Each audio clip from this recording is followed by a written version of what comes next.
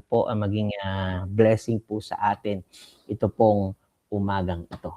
Amen? So, sige po, tayo po ay mag-aral po ng salita po ng Diyos and nawa po na sa maikling oras na ito ay maibigay po natin kung ano po yung nais at kalooban po ng Panginoon. Ayusin ko lang po itong aking pong slide. Baka po kasi nasa work na po ang Ate Sel. Yan. So, present ko lang po. Okay.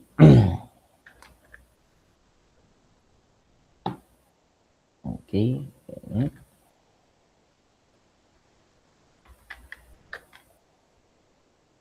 Yan. Thank you.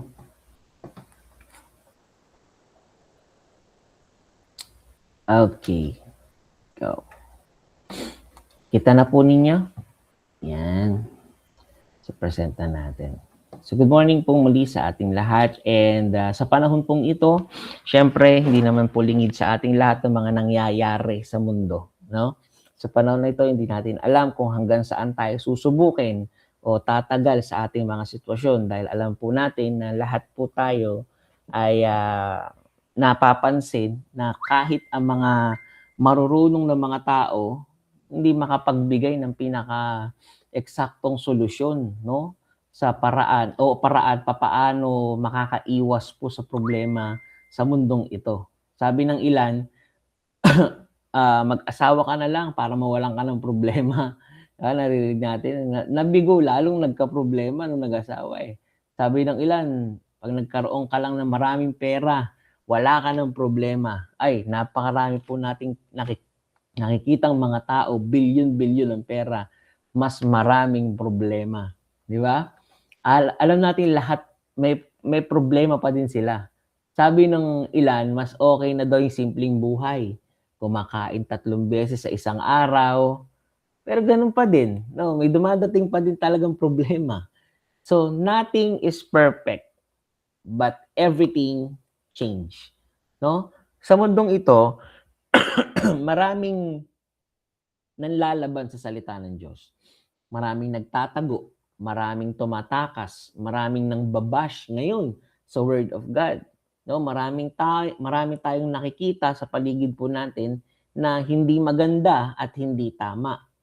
Kaya po, nung ako po ay nananalangin sa Panginoon, sabi ko, Lord, ano ba yung tinuturo mo sa amin sa mga sitwasyon pong ito? Ano po ba yung pinapaalala niyo po sa amin? Dahil actually, hindi mapapalagay ang puso natin sa tuwing makakakita tayo sa mga social media, mga kabataan, mga babae, lalaki, na para bagang tuwang-tuwa sila, na in sila sa kanilang mga ginagawa.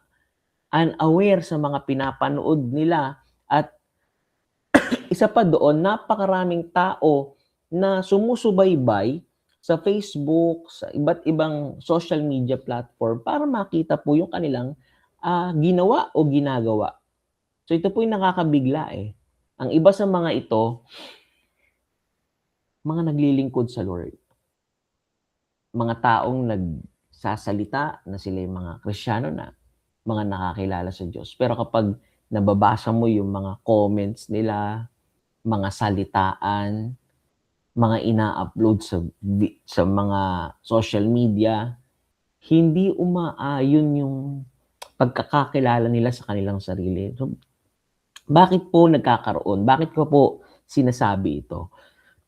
Dahil tulad po sa pagpapaandar ng kotse. Di ba? Sino po, marami na po ba siguro nakapagpaandar ng kotse dito? Marami naman siguro. So, tulad po ng pagpapaandar ng sasakyan, kahit gaano natin sabihin napakaganda ng sasakyan mo, napaka-perfect ng pakakagawa, ang ganda ng pintura, ang ganda ng style, ang ganda ng itsura, huwag nating kakalimutan na yung sasakyan na yan, may manibela yan, may cambio, may preno, may silinyador para mapatakbo mo siya ng maayos. No? Alam nating lahat na nasa labas ng paligid ng sasakyan yung danger, yung kapag ka hindi mo napatakbo ito ng maayos, matik yan. Disgrasya po tayo dyan. Ganon din po sa buhay natin. Yung kamunduhan, yung kasalanan, danger yan na nasa paligid po nating lahat. Pero tayo po ang magdedesisyon kung papaano tayo mamumuhay sa gitna ng mundong masama.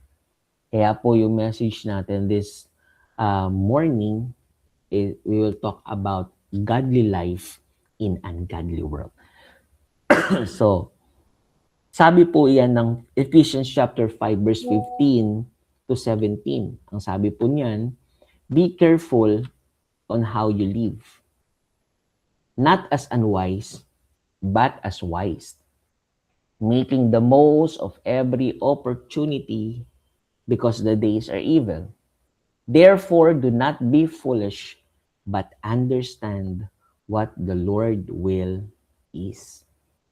So, malinaw dito mga minamahal na ito po'y sulat ni Apostol Paul na kung saan maiintindihan po natin yung kanya pong nais ipatungkol sa mga kausap niya dito. Ito po'y sulat po ni Apostol Pablo na kung papaanong dapat ang isang Kristiyano ay dapat mamuhay sa gitna ng masamang paligid. Pinaalala ni Apostol Pablo sa kanila na kailangan ninyong maging matalino sa panahon na ito. Hindi lahat ng pwede ninyong makita at marinig ay makakabuti sa inyo. Yan ang punto niya. So, ganoon din po ang hangarin po natin ngayong umagang ito. Ipaalala sa atin na kailangan natin maging maingat lahat. Paano titingin, paano mag-iisip, paano magsasalita, paano gagawa. In short, paano mamumuhay. Sabi nga dito, be careful how you live. Importante naman po talaga sa atin na maging maingat sa paglakad po natin para hindi tayo mapahamak. Kapag hindi naging maingat ang pipiliin po nating mahalin, masasaktan tayo. Pag di tayo naging maingat sa pagdedesisyon natin, mabibigla na lang tayo. Kaya importante po lalo na kung Kristiyano po tayo. Dahil kapag hindi naging maingat ang ating pagsasalita, at hindi naging maingat yung ating pong pagpo-post, hindi naging maingat yung ating pagko-comment, it will define who you are. Sabi ng Bible sa Santiago, kung inaakala daw nino man na talagang siya ay relihiyoso, ngunit di naman marunong magpigil ng dila, dinadaya niya lang yung kanyang sarili. At walang kabuluhan ang kanyang pagiging relihiyoso. You see that? Ang pagiging relihiyoso po nawawalang kabuluhan kung may mga bagay tayong ginagawa na hindi nagpapakilala ng ating pagiging religious. Kaya sabihin po natin ngayon pong hapon na ito, ngayon pong umagang ito, i-type po natin yun sa comment section, mag-ingat tayong lahat. Yan. Sige nga po, lahat po ng mga nakikinig pa sa atin dito, sabihin natin sa ating pong chat box, mag-ingat po tayong lahat. Yan.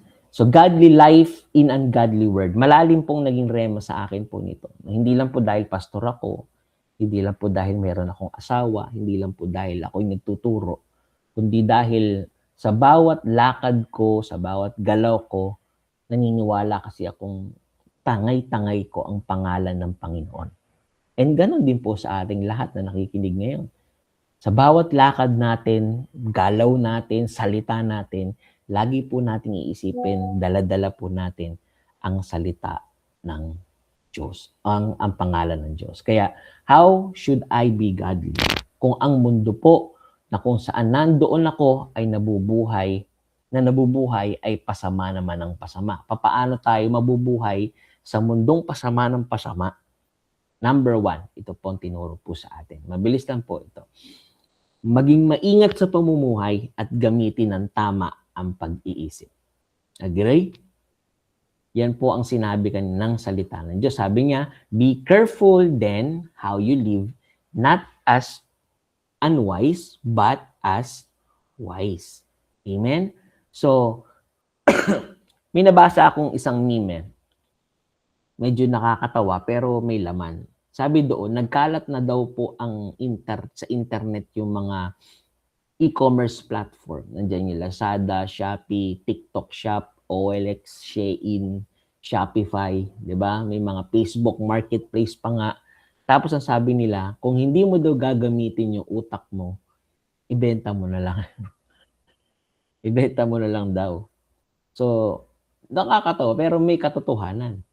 Dahil sa panahon ngayon, napakaraming information, napakarami na pong tools, napakarami na pong paraan para matuto ang tao. Kaya kung iisipin po natin, hindi na normal sa panahon natin ngayon ang hindi gumagamit ng tamang pag-iisip. Kung mapapansin po natin ang takbo ng panahon mula noon hanggang ngayon, lalong nagiging advanced ang mundo. Ang dami na pong tao, ang galing sa technology, sa AI, ang galing sa negosyo, sa communication. So, sa kung anong-anong skills na pwedeng gamitin sa buhay, mas mabilis ng access sa knowledge kaysa dati. No? Ibig sabihin, ang tao ngayon lalong dumudunong pagdating sa maraming bagay. Pero ang ano rito, ang irony dito sa panahon natin, habang tumatalino ang tao sa technology at impormasyon, minsan parang mas nagiging careless sa pamumuhay. Maraming marunong mag-gadget pero hindi marunong gumamit. Maraming marunong mag-Facebook pero hindi marunong mag-Facebook. Pero mga minamahal, sa kabila ng kanilang karunungan, marami pa rin naliligaw ng direksyon sa buhay. Maraming updated sa balita, pero hindi updated sa kalooban ng Diyos. Kaya pinapaalalahanan po tayo ni Apostle Paul sa Ephesians. Be careful. Paano tayo mamumuhay?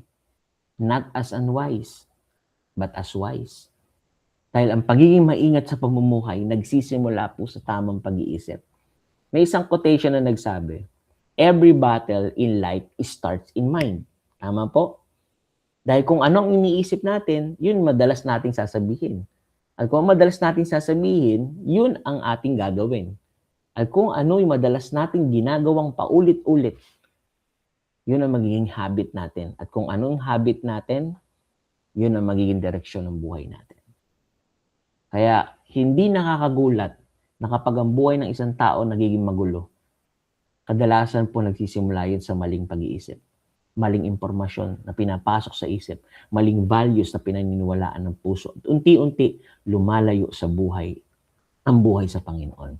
So, mga minamahal, maraming buhay ang nasisira, hindi dahil kulang sa opportunity, kundi dahil kulang sila sa wisdom.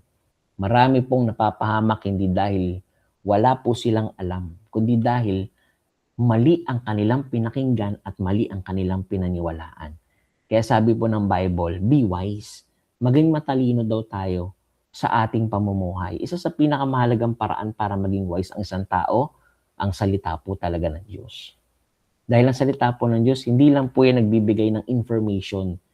Nagbibigay din po ito sa atin ng transformation. So, hindi lang basta kaalaman ng binibigay, talagang binabago yung paraan ng pag-iisip natin, yung paraan ng pamumuhay natin. Ang salita po ng Diyos ang nagtuturo kung ano ang katotohanan at ang nagpapabula sa maling paniniwala at nagtutuwid kapag mayroon tayong likong pamumuhay at itong gumagabay para matuto tayong mamuhay ng matuwid. 'Di ba? Sabi ng 2 Timothy 3:16. So, kaya napakagandang blessing sa panahon natin ngayon na kung dati, hirap tayong makadalo sa mga Bible study dahil sa trabaho, sa dami ng ginagawa. Ngayon, may pagkakataon, pwede tayong lumapit sa salita ng Diyos kahit nasaan tayo. Basta mayroon kang Bible. So let's say, mag-Bible app ka. Sige, gamitin natin ng tama yung ating isip ngayon. Mag-download ka ng apps. Gamitin mo yung technology. Mag-Bible app ka. Mayroong mga devotional na ma-download. Sige, go ahead. Kung doon ka lalalim. Kung meron ka naman sariling Bible, ba't di mo basahin? Di ba? So, may mga don't watch tayo. May mga devotion tayo na ginagawa. Meron tayong mga mentoring na ginagawa.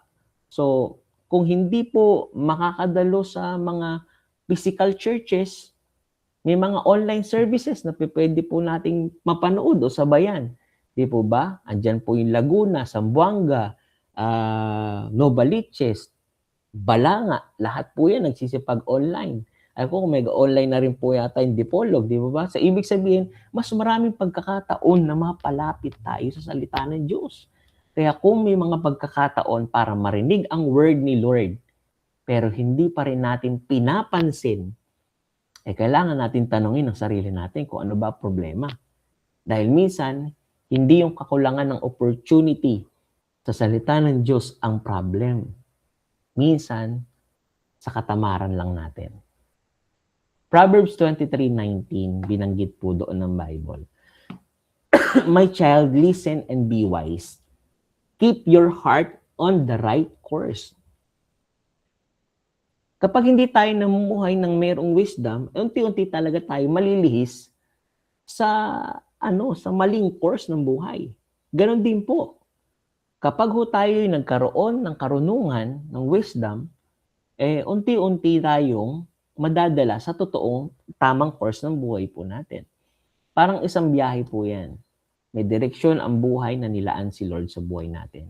Pero kapag hindi tayo naging maingat sa pag-iisip, sa desisyon, unti-unti tayong lumihis, at kapag tuloy-tuloy ang paglihis, maaaring mauwi po yun sa kapahamakan.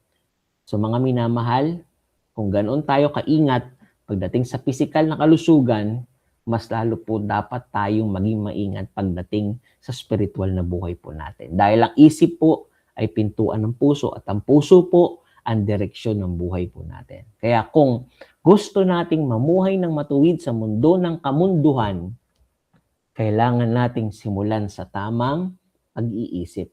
Maging maingat sa pamumuhay, gamitin ng tama ang pag-iisip na ibinigay ng Diyos dahil ang buhay na pinamumunuan ng wisdom mula sa Panginoon ay ang buhay na hindi basta-basta maliligaw ng direksyon. Amen po.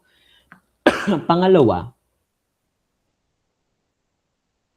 kahit ang mundo ay pasama ng pasama, gumawa pa rin tayo ng tama. Amen? Kahit ang mundo pasama ng pasama, huwag mong sabayan. Gawa tayo ng tama. Tatanungin natin ng sarili natin, simpleng tanong, masaya ba tayo na nakakakita tayo sa paligid natin ng puro kasamaan? Kapag puro panlalamang, puro kasinungalingan, puro kamunduan ang nakikita sa mundo, masaya po ba tayo? Siyempre hindi eh. Walang tunay na tao. Walang taong may tamang pag-iisip, let's say, o tunay na natutuwa kapag ang mundo sa paligid niya nasisira na. Kahit ang puso natin, alam na mali yung ginagawa. Kapag nakikita natin, ay mali. Kung ganun ang sagot po natin, may kasunod na responsibility yon. Kung ayaw po natin ng kasamaan sa mundo, ibig sabihin, kailangan may taong gagawa ng tama sa gitna nito. At iyon ang dahilan kung bakit tayo nilagay ng Panginoon sa mundong ito. Sabi ni Jesus, kayo ay ilaw at asin ng sanlibutan. May dahilan kung bakit yun ang ginamit na larawan. Dahil sa isang lugar na nababalot ng dilim, hindi mo na kailangan ng maraming ilaw para mabasag ang kadiliman. Kahit maliit na ilaw lang, magsindi ka lang ng posporo, brown out, magsindi kang posporo, yung kadiliman nababasag talaga eh. Tama? Kapag umilaw na yun, automatic umaatras yung dilim. Ganon din ang buhay ng isang taong sumusunod sa Diyos. Hindi mo kailangan maging perfecto, kapatid. Hindi mo kailangan maging sikat, hindi mo kailangan maging content creator. Pero kapag ang buhay ay may liwanag ng Diyos, may nababago sa kapaligiran natin. Amen? Ganon din po ang asin. Kapag ang pagkain po ay malapit mapanis o mawawalan ng lasa, ang asin po ang nagbibigay ng lasa, ang asin po ang nagpe-preserve. Ibig sabihin, ang mundo po ay parang isang lugar na madali na pong masisira kung walang taong may presensya ng Diyos sa buhay nila. Kaya tinawag tayong asin at ilaw dahil kailangan tayo ng mundong ito, mga minamahal, hindi para sumabay sa agos ng kasamaan, kundi para magdala po ng liwanag, mag-preserve ng kabutihan, magdagdag ng pagbabago sa buhay po ng mga tao sa paligid po nating lahat. Amen? Kaya kahit marami nang gumagawa ng mali, gumawa pa rin po tayo ng tama. Kahit uso na po ang kasinungalingan, piliin pa rin po natin ang katotohanan. Kahit uso na ang compromise, piliin pa rin natin ang ating paninindigan at pananampalataya. Romans chapter 12 verse 2, ang sabi po niya doon, do not conform to the pattern of this world, but be transformed by the renewing of your mind, then you will be able to test and approve what God's will is, His good, pleasing, and perfect. Huwag tayo makikiayon sa pattern ng mundo, kundi magbago tayo. Kung ang molde na gagamitin natin sa buhay natin ay ang sistema ng mundo, natural, ang lalabas sa atin, kamunduhan. Kung ang makikita natin araw-araw ay yung ginagaya po natin, iyon din ang magiging karakter sa buhay natin. Pero hindi po yun ang plano ng Diyos. Kaya sabi ng Bible, kailangan may transformation sa pamamagitan ng pagbabago ng isip. Ibig sabihin, may pagbabago na nangyayari mula sa loob, hindi lang sa labas. Hindi po tayo hinuhulma ng mundo, hinuhulma po tayo ng salita ng Diyos. Andiyan pa po ba kayo? Dahil ang totoo po, hindi pwedeng sabay tayong maging godly tapos worldly. Hindi pwedeng ganun. Ang hap-hap. Hindi pwedeng gusto natin karakter ni Christ, pero ang lifestyle natin pattern ng mundo. Mahihirapan po tayo na bilang tao, no, mahirapan pong maniwala ang tao sa atin, sa testimony ng buhay natin. Kung nakikita nila, kabaliktaran ng sinasabi natin. Godly ako, palasimba ako, marami akong inaati ng gawain. Pero yung nakikita na sila, puro kayabangan. Nakikita na sila, puro panlilibak, pangungundima. 'Di ba? Walang pagbabago Walang walang kaibahan, kumbaga. Kaya sa gitna po ng mundong ito, na lalong sumasama, mas lalong mahalaga na may mga taong patuloy na gumagawa ng tama. Andyan pa po ba kayo? Sa gitna ng mundong lalong sumasama, Amen. mas lalong mahalaga na may mga taong patuloy na gumagawa ng tama. At nawa po yung mga kausap ko po rito, tayo po mga gumagawa ng tama. Di ba? So, kapatid, ang identity natin bilang Kristiyano hindi nawawala kahit nasaan po tayo.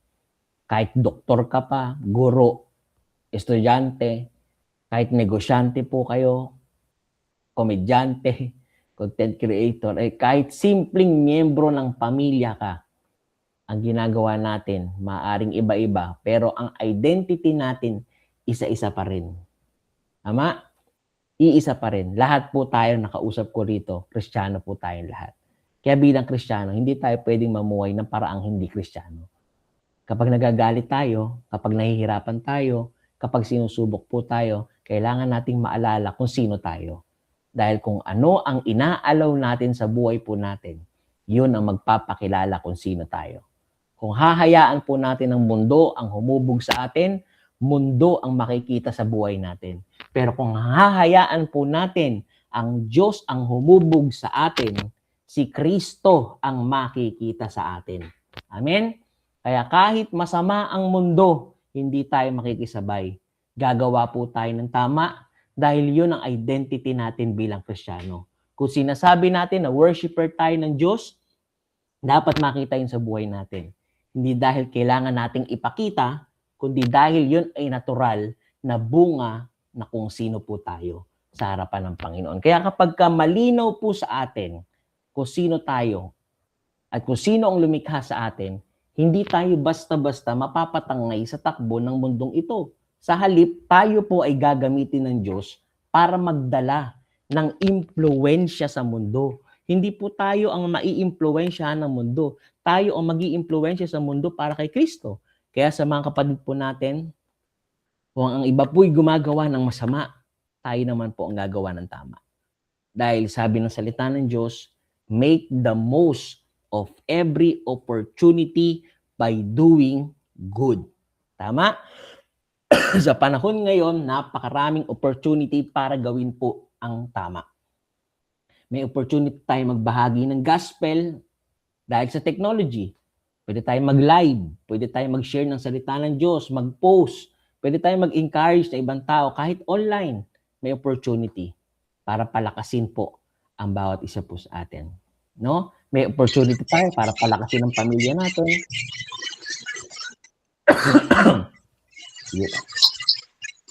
Yan. So, meron tayong pagkakataon na kahit magulo po, napakalaki po ng pagkakataon ngayon para gawin ang kalooban ng Diyos. Kung pipili lang natin po yung gamitin ang pagkakataon na binigay sa atin ng Diyos, dahil sa gitna ng mundong ito, lalong nagiging madilim. Mas lalong dapat lumiwanag ang buhay po natin, lalo na sa mga taong nasa paligid po natin. Dapat mas lalong lumiliwanag ang buhay ng mga taong may Kristo sa puso. Amen? Kahit na sabihin mong nagdidilim na yung paningin mo, magliwanag ka pa rin. Di ba? Magliwanag pa rin tayo kay Kristo. So, lastly, dito na po tayo magtatapos. So, pangatlong bagay, ito po. Sundin hindi ang gusto natin, kundi ang gusto ng Diyos. Therefore, do not be foolish, but understand what the Lord's will is. Sabi ng Bible, huwag tayong maging mangmang, foolish, kundi unawain po natin ang kalooban ng Panginoon. Ibig sabihin, dalawang klase ng pamumuhay. May buhay na pinapatakbo ng sariling gusto, may buhay na ginagabayan ng kalooban ng Diyos. Ang problema, madalas gusto natin kasama ang Diyos sa buhay po natin, pero ang gusto puro nating driver, tayo. Gusto natin may Lord tayo, pero ayaw naman natin ng Lordship. Gusto natin may blessing, pero ayaw natin ng direction. So isipin natin to. Para tayo naglalayag sa dagat na gamit natin, maliit na barko. Pero wala tayong navigational chart, wala tayong compass, wala tayong mapa. Basta lang naglalayag tayo kung saan tayo dadalhin ng hangin. Mukhang exciting sa umpisa, pero sa totoo, delikado po yun. Dahil ang dagat po hindi laruan. May bagyo, may bato sa ilalim, pwede ka mabahura, pwede mabutas yung bangka mo, yung barko mo. May mga lugar na hindi dapat daanan. Ganon din po ang buhay. Kapag wala po tayong direksyon mula sa Diyos, hindi natin namamalayan, ligaw na pala tayo. Ang kalooban po ng Diyos, ang parang navigational chart po natin sa buhay. Siya ang nagsasabi kung saan tayo pupunta at kung paano tayo nakakarating doon. So, hindi pwedeng gusto lang natin. Hindi pwedeng feeling lang natin. Dahil hindi lahat ng gusto natin ay mabuti para sa atin. Amen? Ako po, nung nag-aral po ako sa maritime, sa pagmamarine, kasi college po ako, BSMT po ako, Marine Transportation. So kapag sinabi ng captain, 250 degrees astern. So kapag sinabing 250 degrees astern, ililiko mo siya. So, hindi mo pwedeng sabihin, Captain, parang mas gusto ko 180 degree lang. Hindi. Hindi pwedeng i-adjust ayon sa preference ko. Dahil kapag hindi sinunod yung tamang direksyon ng captain, hindi lang tayo mapapahamak, pati barko, madidisgrasya. Minsan ganun din po tayo sa Diyos. May malinaw na direksyon si Lord. Ini-edit pa natin. Binabawasan natin. Ina-adjust natin kung saan tayo mag-fit. Pero tandaan po natin, kapag inedit natin ang will ng Diyos, hindi na po yan will ng Diyos. Will na po natin yan. Amen? Ang totoo, kung gusto nating dalhin, gusto na tayong dalhin ng Diyos sa kalooban niya, dahil yun ang makakabuti para sa atin. Hindi siya nag-uutos para kontrolin tayo, kundi para proteksyonan po tayo. Ang kalooban po ng Diyos ay hindi po yan kulungan. Yan po ay proteksyon, hindi po yan restriction, direction po yan.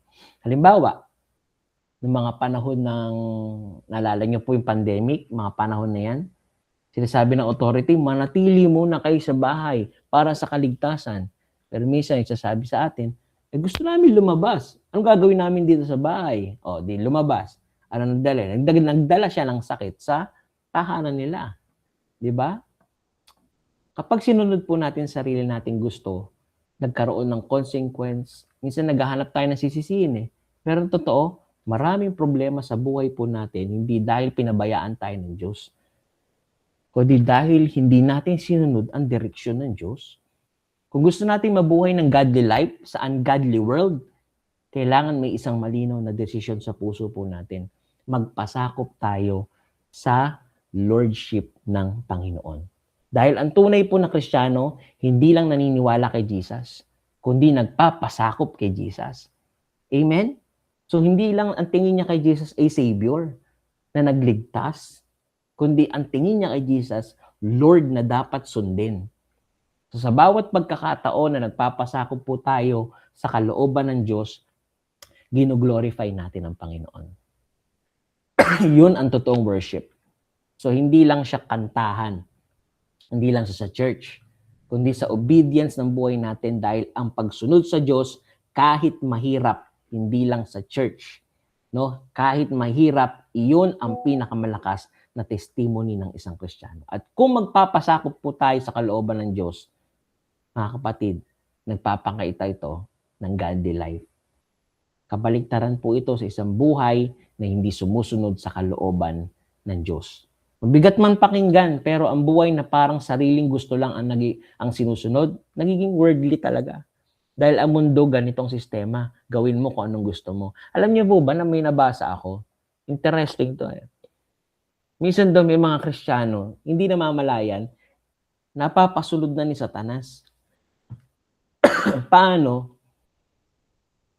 Hindi dahil sumasamba sila kay Satanas kundi dahil ginagawa lang nila yung kanilang sariling gusto. Alam niyo po yung mga satanista, lalo yung leader nila na si Aleister Crowley. Si Aleister Crowley po, isa lang po ang commandment. Kung tayo po mayroong 10 commandments, tapos ni-revise ni Jesus sa 2 commandment, ito pong si Aleister Crowley, isa lang. Ano po yung kanya pong Ayan lang po ang kanya pong commandment. Do what thou wilt. Gawin mo kung ano yung gusto mo. Tapos, ang bigat na prinsipyo po yon. Dahil kapag ang buhay po natin umiikit na sa sarili nating gusto, unti-unti nawawalan ng boses ang Diyos sa buhay natin. Kaya magandang itanong minsan sa sarili natin, dumating na po ba sa point ng buhay natin, may pinapagawa si Lord, tapos alam natin kalooban niya, pero pinili natin gawin kung anong gusto natin gawin? Kapag tinignan natin ang buhay natin araw-araw, may mga pagkakataon na tinatawag tayo ng Diyos para sumunod. Minsan sa maliit na bagay, minsan sa malalaking desisyon. Ang tanong, lumalaban pa ba yung puso po natin kapag tinatawag tayo ng Diyos? O natututunan natin i-enjoy ang pagsunod sa Kanya? Dahil ang totoo po, kapag natutunan nating sumunod sa Diyos o sundin ang Diyos, doon nagsisimula ang tunay na kalayaan ng buhay. Dahil ang pagsunod po sa Diyos, hindi po nakakabawas ng buhay. Yun po ang nag-aayos ng buhay. Amen? Sa bawat gagawin natin, sa bawat sasabihin natin, sa bawat ipopost natin, sa bawat i-comment natin, magandang itanong natin, ito pong gagawin ko, ire-represent ba nito si Kristo? Makikita ba tayo na taga-sunod ni Kristo? Dahil ang buhay ng Kristiyano, hindi lang po nababasa sa Bible, nababasa din po sa buhay. Hindi po tayo narito para husgahan ang isa't isa o maging judge.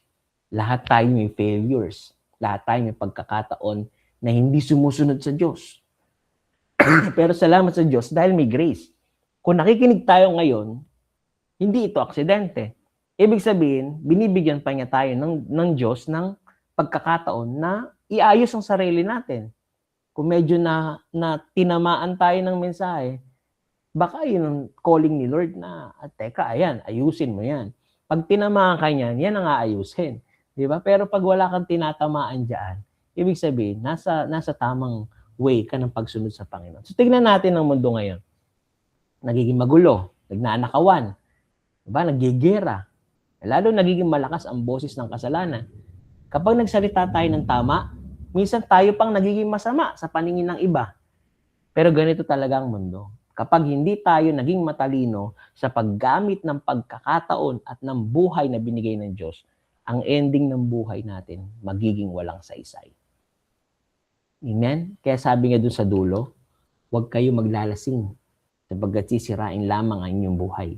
Sa halip, dapat kayong mapuspos ng Espiritu Santo. Ang espiritu po ng mundo, pinupuno tayo ng sariling kagustuhan. Pero ang espiritu ng Diyos, pupunuin tayo ng kapangyarihan para sumunod sa kalooban ng Diyos. Amen? Dahil ang totoo, hindi natin kayang sundin ng Diyos sa sariling lakas lang. Kailangan natin ng tulong ng banal na espiritu. Siya ang nagbibigay sa atin ng wisdom para malaman kung anong kalooban ng Diyos. At siya rin po ang magbibigay sa atin ng lakas para gawin ang kalooban ng Diyos. Sa madaling salita, para magtagumpay po tayo sa mundong ito, hindi sapat na alam na natin ang tama. Kailangan handa tayong sundin ang tama. Dahil ang tunay na kalooban, ang tunay na karunungan ay hindi lang po yung knowledge ng will ng Diyos, kundi obedience sa will ng Diyos. Amen? Hindi lang sapat yung yun ang kalooban ng Diyos. Hindi lang po doon. Sinusundan po yun ng pagsunod doon sa kalooban ng Diyos na natutunan natin. Sa dulo po ng lahat ng ito ang tandaan natin. Ang buhay na sumusunod sa sariling gusto, maaaring mukhang masaya sa una. Pero madalas na uuwi sa pagkasira. Pero ang buhay na sumusunod sa kalooban ng Diyos, maaaring mahirap sa umpisa, pero laging nauuwi sa buhay na may direksyon, may bunga at may kabuluhan. Kaya araw-araw, bawat desisyon, piliin po natin ito. Hindi ang gusto po natin, kundi ang gusto ng Diyos. Dahil kapag ang Diyos ang sinunod natin, kahit hindi natin alam ang buong daan, sigurado po tayo na tama ang direksyon na tatahakin po natin lahat. Amen? So sa kabuuan ng lahat ng ito, malinaw pong paalala ng salita ng Diyos. Posible tayong mamuhay ng makadiyos kahit sa mundo ng paligid ay hindi makadiyos. Hindi po madaling gawin, pero posible dahil hindi tayo pababayaan ng Panginoon na mamuhay ng mag-isa sa mundong ito. Kaya paalala, maging maingat sa pamumuhay at gamitin ng tama ang pag-iisip. Kahit ang mundo'y pasama ng pasama, patuloy pa rin tayong gumawa ng tama at sundin natin hindi ang kalooban natin, kundi ang kalooban ng Diyos. Sa araw-araw na buhay natin, sa mga desisyon natin, sa mga sinasabi natin, sa mga ginagawa natin, may pagkakataon tayong ipakita kung sino ang sinusunod natin. Dahil ang isang godly life sa isang ungodly world ay hindi lang naririnig sa preaching, nakikita po yun sa pamumuhay. Amen? Ito po ang hamon sa bawat isa po sa atin. Sa mundong ito, sa mundong maraming taong lumalayo sa Diyos, tayo naman po ang lalong lalapit sa Diyos. Tayo naman ang maglalapit sa kanila sa Diyos. Sa mundong lalong nagiging madilim, tayo naman po ang lalong magbibigay liwanag. Sa mundong lalong sumusunod sa mga sarili nilang kagustuhan, piliin nating sumunod sa kalooban ng Diyos. Dahil ang buhay na nakaangkla sa Diyos ay maaaring hindi sumabay sa takbo ng mundo. Pero iyon ang buhay na may saysay. Iyon ang buhay na may bunga at may kaluwalhatian para sa Diyos. So nasa atin po lahat ang pagpili. Pero I would encourage every one of us, be godly in an ungodly world. God bless us all, and to God be the glory.